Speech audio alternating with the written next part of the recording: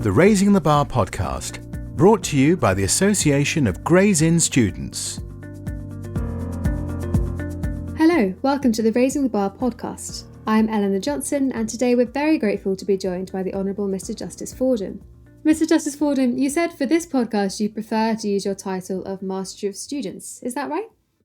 Well, I quite like it when people say master, because then I get to hear whether they say master or master. And the one good thing, and there's only one good thing about the title master, and that is it enables me to show that I was brought up in Lincolnshire because I say master. No, you can call me Mike. Okay, thank you very much. Mike was previously a prominent QC at Blackstone Chambers, and he's now a High Court judge, having taken up appointment in January. Congratulations. Thank you very much.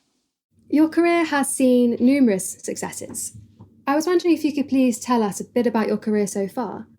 Yeah, well, I'm thinking sort of from the start, from the perspective of student, and I definitely got to be a barrister because of Gray's Inn, because I applied and I didn't have money behind me, and so I wouldn't have been able to do it, and was able to get a scholarship that enabled me to do that. And then I really stumbled into commercial pupillage and tenancy, and I did that for 4 years before I realised that really wasn't working out for me.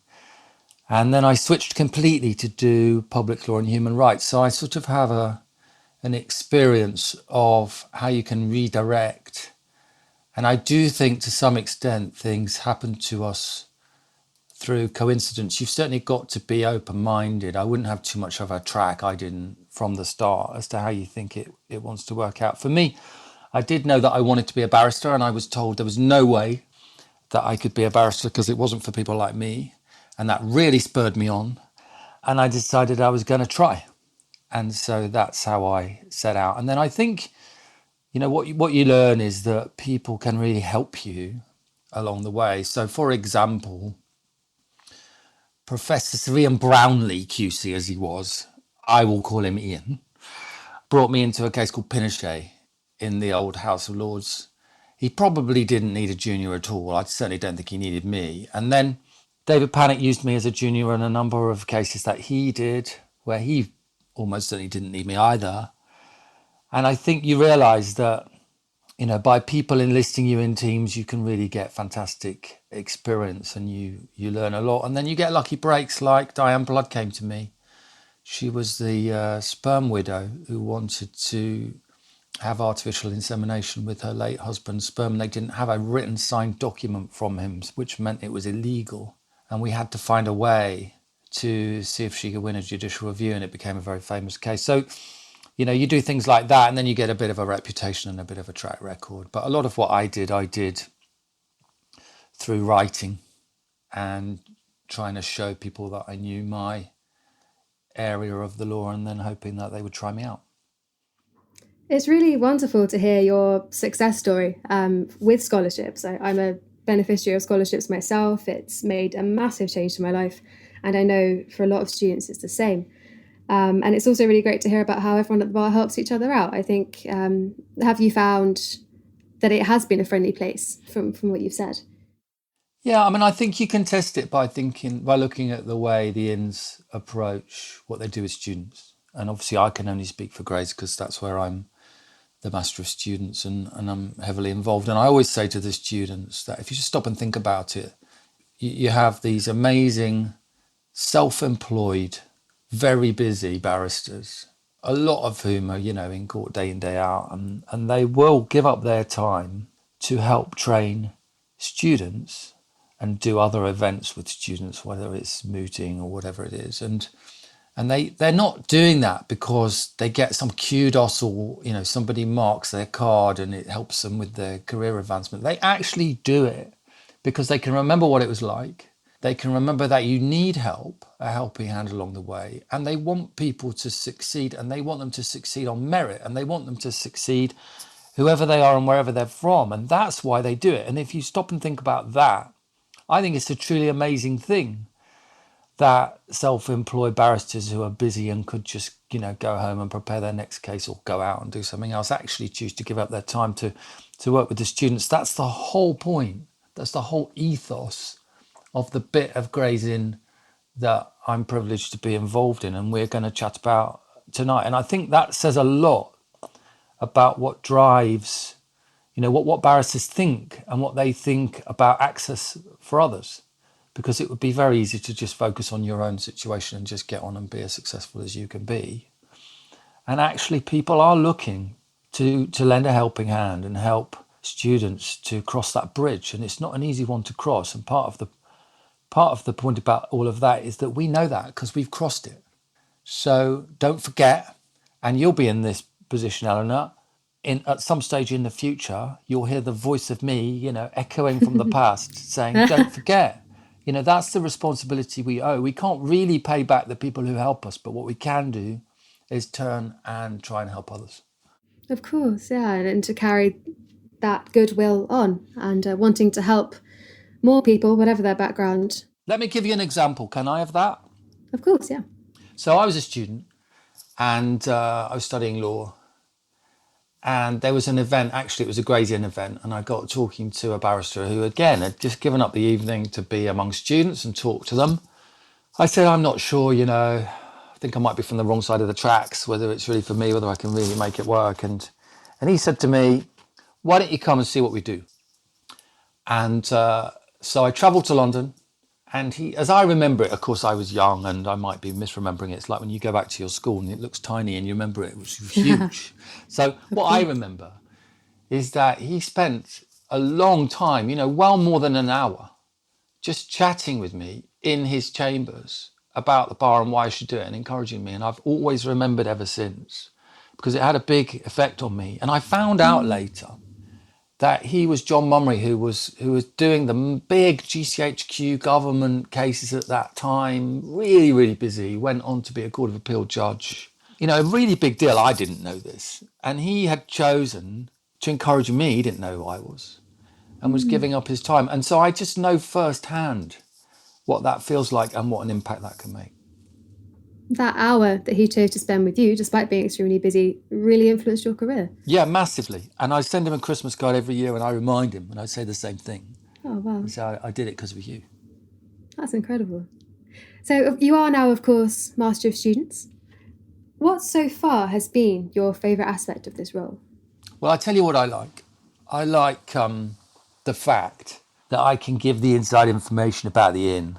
I can talk about the benches because I'm one of them and sort of how it's run and what we're doing and where we're coming from. I'm not selling anything. I'm not part of the education department. And I can put myself where they are, hopefully, because I can still remember it. And what I try to do is explain how important the students are to Gray's Inn, because they're really, really important. They're really central to what Gray's Inn is all about, what it stands for. And I try to, my main thing is to try and get people to relax and be at ease and make themselves feel at home and make themselves feel comfortable and just get their head around the idea that we don't want them to turn into clones. We're not trying to produce barrister clones. What we want is for people to bring themselves and their personalities and their flair and their innovation and their character, and then become the barrister and the best barrister that they can be, but without surrendering who they are. So that's my favourite thing. I like it when it's collective. I like when I get to sit down with groups of students. They may be students who've joined the inn, they may be training, there may be students who are thinking of joining the inn, and just try and talk to them, from our side and from the inside of our side, and hopefully get them to relax a bit and not be put off and intimidated, because I think the bar can be really intimidating, and I think the inns can be really intimidating and stuffy, and it can seem weird, and it is weird, and so you need to explain to them why it is weird, but it's also wonderful. Because the bar can seem, can't it, quite an inaccessible profession, especially if you don't know anybody who's at the bar already. Massively. I think that's absolutely right. I don't know. I think That's the way it presented to me. And it felt like it was still an old boys network. And I used the word boys deliberately. And it felt like it was very narrow. And it felt like it was a lot for people who'd gone to particular schools and kind of people who knew people and had contacts. I kept hearing contacts, make your contacts. And that's really off-putting. It's intimidating, isn't it? If you start from the position that you haven't got them and you're thinking, well, why should I have to make contacts? I would just want to be able to have a go and see if I can do it on my merit. That's what you want. That's what everybody wants. Exactly. And you said earlier on that you thought the bar, I think you said it's not for people like me. And I think you really demonstrate that that's not the case. And that in fact, it's for anybody who has the potential to be a barrister. I hope so. I mean, what I always say to students is, if you're thinking about it, what you need to do is look at what barristers do and have a really, really good look at what barristers do. And that's actually quite difficult at the moment for obvious reasons with the pandemic, but perhaps we can come back to that because there are some things you can do. So there are courts everywhere around the country, and just, to get a good informed feel for what the barrister does. And then I say to them, when you've done that, if it's for you, you'll know it. And if you're not sure, don't do it, because it's tough, it's demanding, but it's also brilliant. It's a little bit like constantly revising for an exam, because you've got your next hearing or your next conference, and you're always against the clock, and you've got to kind of thrive with a bit of pressure and a bit of adrenaline, but you're going to get, to be the voice for somebody and to stand up for them in a court and speak up for them. And I think, when you've had a good look, whether you feel that's for you. And I say, if you think it is, then go for it.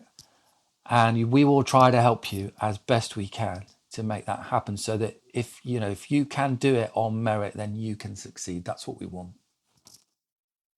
Of course, it's nerve-wracking when you stop feeling any nerves. That's when you should stop. So there's a difference, isn't there, between it being quite an intimidating thing to do and it not being for you. Yeah, nerves are fine. You've got to embrace nerves. If you've got a problem with nerves, then you're going to have a problem. Actors are the same. Yeah. They always get nervous, and if they're not nervous, there's something wrong. And it's the same, I think, at the bar. I never expected to get a good night's sleep before a hearing in the Supreme Court. Why would you? And you just have to embrace it. And that doesn't change just because you've been doing it for 25 years.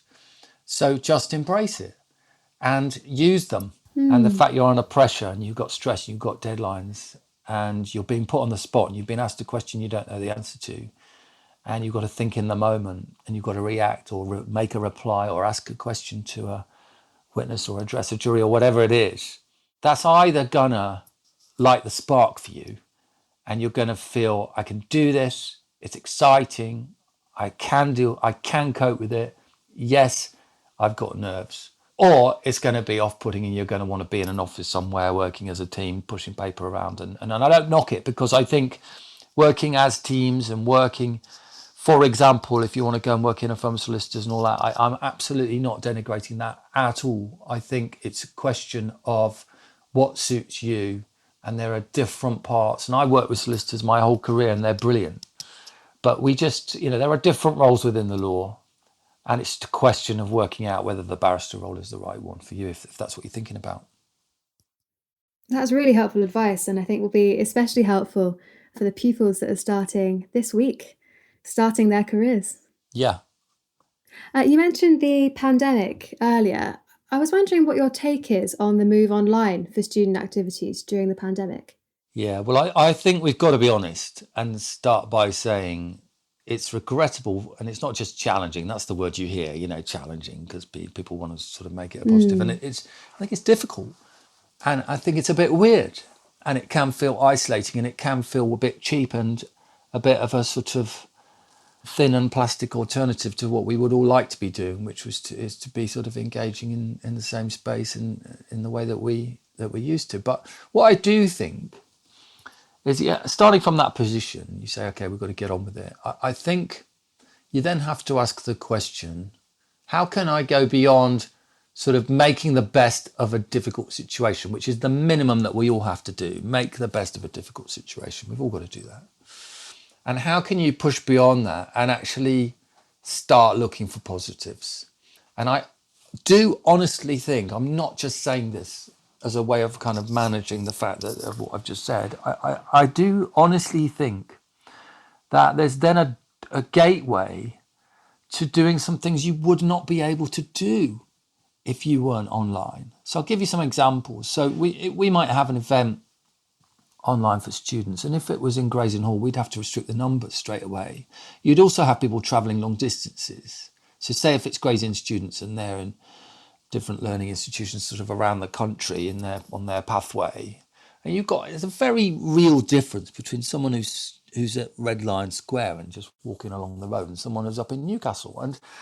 And I think by being online, the first thing it does is it's a leveler, providing people have got the technology and are able to access it.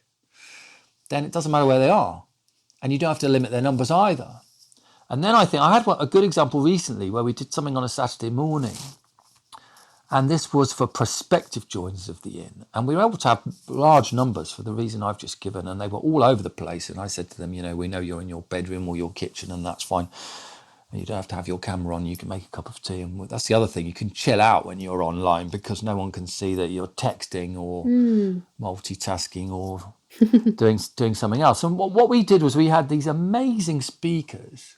And I just know hand on heart, we would not have got them, certainly not all of them, if they'd had to come in and give up a whole Saturday morning and come into Gray's Inn, because it just doesn't work like that. It depends where they are. But I know that when you say to them, all you got to do is be in front of a screen wherever you are just for half an hour.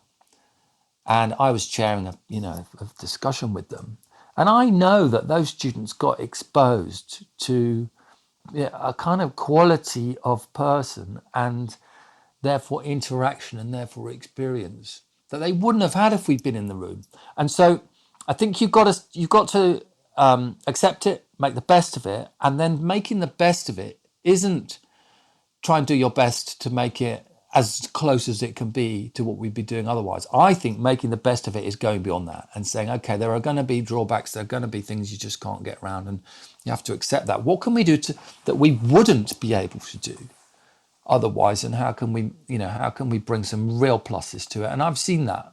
I'm going to pretend it's all plus, but I think there's plenty of pluses around it, and that's very much the way I have come to see it. Certainly some positive aspects we can take from this. Obviously, the move online is a big change, which we've seen recently. How do you think that the bar that current students will enter will vary when compared to previous cohorts, and how might it stay the same? I think that's a really difficult question to answer. I mean, obviously I can say what I think, but I think we have to now accept that apart from the usual stuff we would have, which is just the trends, and trends happen, and so there's technology. And when I can still remember when I started, this shows how old I am, that computers were only just coming in, and that we still had typists, and they were typing up handwritten documents. You had to retype a page if they made a mistake. Really old school. And obviously there are lots of changes that happen, and that kind of wave continues, and things go digital and all the rest of it. But I do think at the moment it's difficult to see past Brexit and the pandemic as the two big things of our sort of current era. And we know they're going to involve long-standing change to the substance and procedure of the law and the practice of the law and what barristers do and how barristers and courts and solicitors and other lawyers do what they do. I think it's actually very difficult to say with confidence how different it's going to be for how long. I mean, I think a bit like I was saying earlier, the online hearings have got some positives to them. I'll give you a practical example.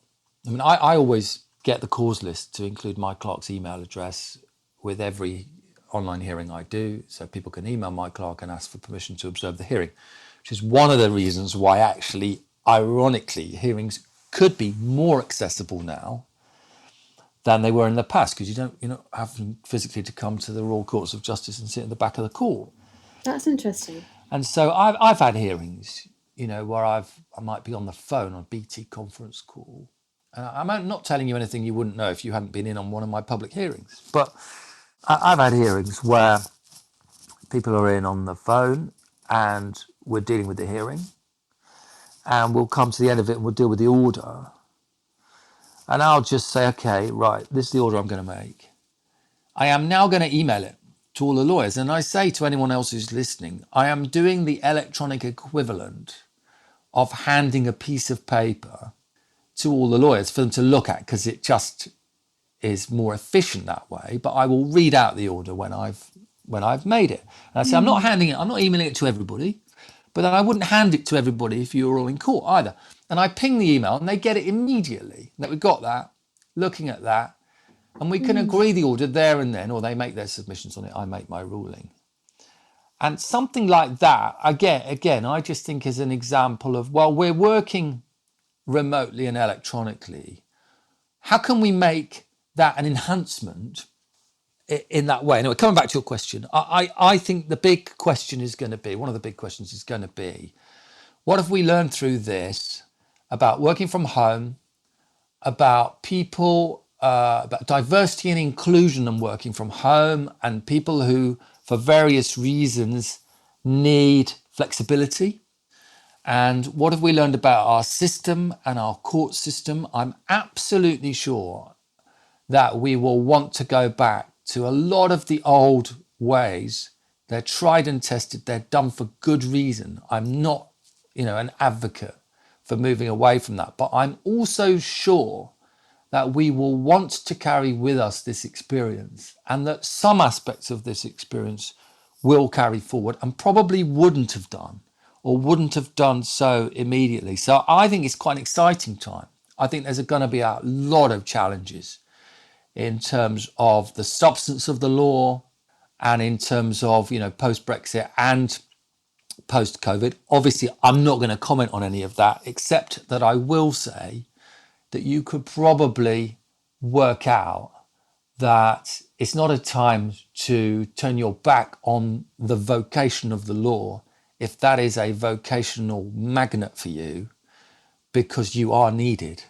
Whatever side you're going to be on, whoever's voice you're going to be, there are always going to be, and probably increasingly going to be, disputes that need to be either resolved in a court or resolved against the backcloth of what the courts are doing.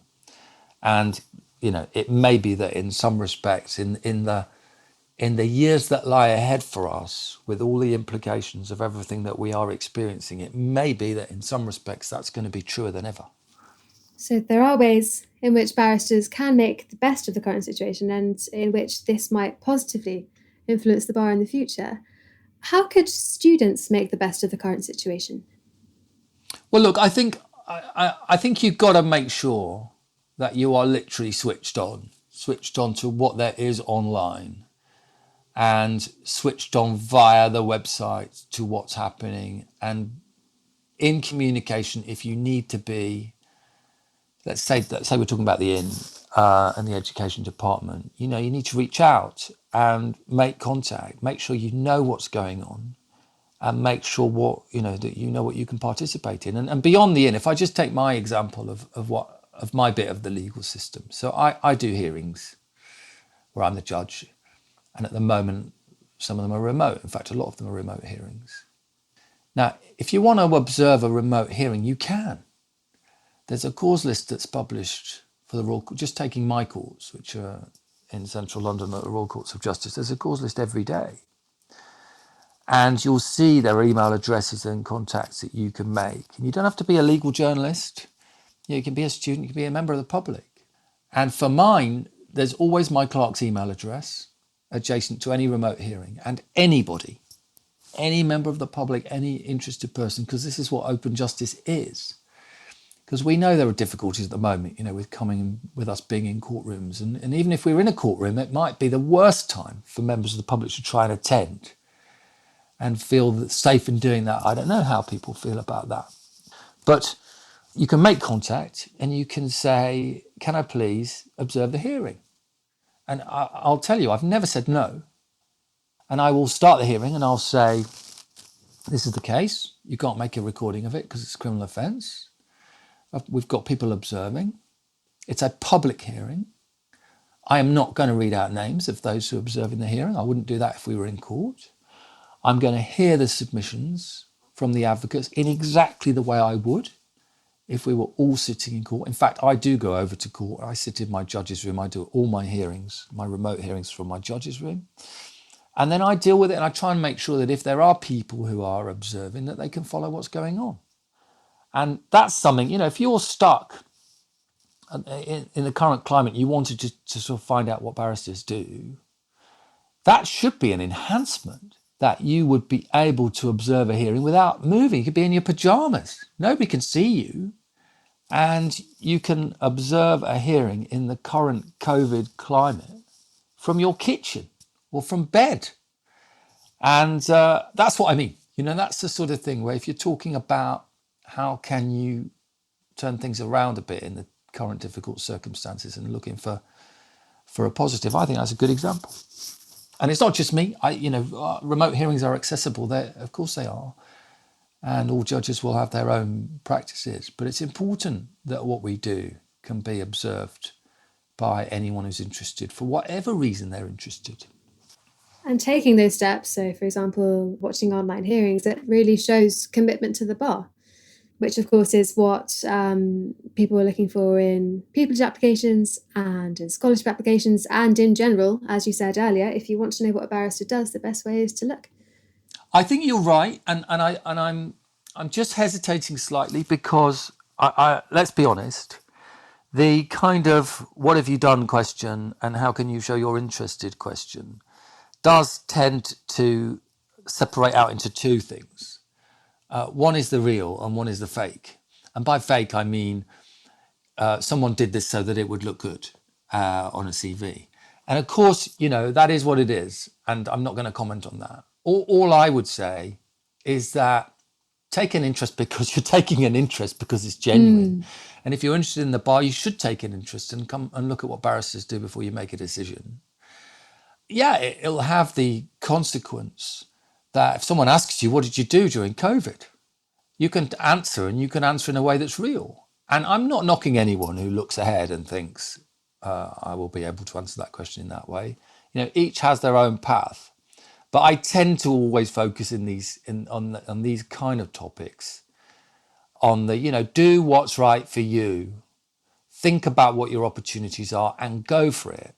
And yeah, it will have the consequence that you will come over as brilliant, but that's because you are brilliant. And of course, as you highlighted earlier, the bar is a challenging career to be in. And to go into it, you need to have that genuine interest. Yeah, I couldn't put it better, so I won't. You spoke earlier about how you really enjoy speaking to students, either current or prospective. How can students have the opportunity to speak with you? Speak with me?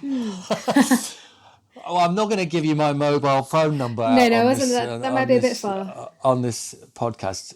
Look, I mean, in terms of events, all I can say is keep your eye out, get on the website, see what's going on. In terms of making contact, I think you can always reach out through the education department and say, and messages will be passed on. I'm a great fan of students being able to make contact with barristers. I used to have it when I was at the bar, and people used to email me. They'd find out it's kind of Chambers email. Of course, I'm not in that job anymore, but it's not a bad thing to do, I think, as long as you're careful about it. You don't want to besiege people and you don't want to send really lengthy emails. But what I used to do is if a student contacted me with taking the initiative and saying, I'd like to come and see one of your cases in court. And this is old school, this is pre-COVID. But I used to say, fine, not a problem. We'll find a hearing that might be interesting to you. I'll let you know when and where. Come to court. When it's finished, come and introduce yourself, or possibly even before the start of the day. And I said, if there's time, we'll have a cup of coffee. And the great thing about that is it's very easy on the barrister. You can do that. You've got to be in court anyway. you've prepared the case, you're arguing it. All you're doing is really telling a student where and when they can see it. And then if you get the time, you might have a quick word with them afterwards, or possibly a follow-up email. And I think that kind of thing works. But and I've done that myself. I did that for many years, and so I know that kind of thing can work. But obviously, I can't commit people to what they will agree to. You just need to be sensitive about it and sensible, and bearing in mind that you're dealing with people who are probably getting many hundreds of emails every day, and dealing with a lot of important stuff against a load of deadlines. So don't be put out if they don't reply. But that kind of thing, I think, can work. And as I've said, in the COVID era, there are ways to observe a hearing, in your pajamas. So what could be better than that? Ideal. Master Fordham, you've given us loads of interesting insights so far. Is there anything else that you'd like to say to students before we end the podcast? Look, I feel like it's a balance, because for the people that have a good look at what barristers do and feel that it's right for them and want to go for it, my message is very clear, which is go for it, and don't let people put you off. And I don't want to be misunderstood, because it's very competitive and it's a hard job. It's a brilliant job, but it's a punishing job, and it's a demanding job. So I kind of want people to be able to discriminate for themselves about whether it's right for them. But I would say, don't be put off. Certainly don't think, you're not from the right place, or you're not the right kind of person.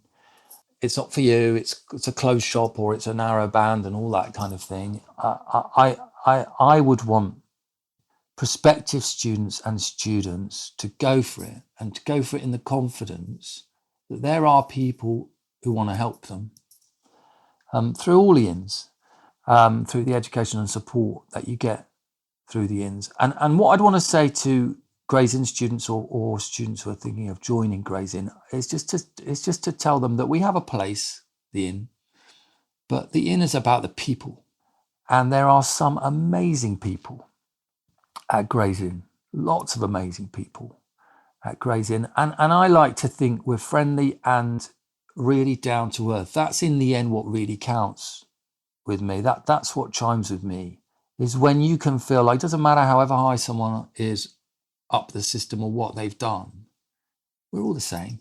We all make mistakes.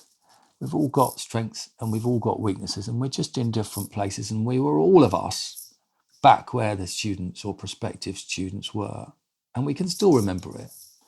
And I think it's really important that that's the way that we connect, and that's the spirit in which we connect. So my message would be, that certainly the Inn that I'm involved in, and that's the only one I can speak about, it's a place where you can be at home and you can be yourself. And there are people who are fervently wanting to help you to flourish and succeed on your merits, and to do that in a way that is open and inclusive and diverse, and all those things that we want to be and should be and need to be, probably now more than ever. So if I could, I'd give you a big smile. I'd show you that I'm not dressed up. I'm dressed down, and I'd try to make you feel at ease. As a student last year, I can say I completely agree with everything you just said. It's been really, really wonderful to hear about your route to the bar, about your career, about your advice for prospective barristers. And I'm sure all of this will be really helpful and really motivating for current and for future students. So thank you so much for taking the time to join us today. My pleasure. I'd actually had quite a dull day today, so it was nice to get to chat to you. Thanks very much. I'm glad. Thank you. Thanks for listening to the Raising the Bar podcast. Please subscribe, rate and review. And for more information, check us out on Twitter at RaisingTheBarGI.